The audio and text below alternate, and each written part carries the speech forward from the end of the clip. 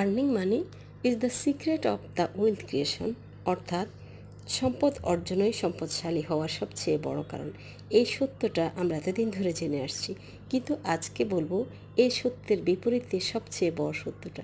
সেটি হচ্ছে spend money is the secret of the wealth creation, অর্থাৎ আপনি আপনার অর্জিত সম্পদ কিভাবে ব্যয় করছেন তার উপরে নির্ভর করবে আপনি কতটা সম্পদশালী হবেন।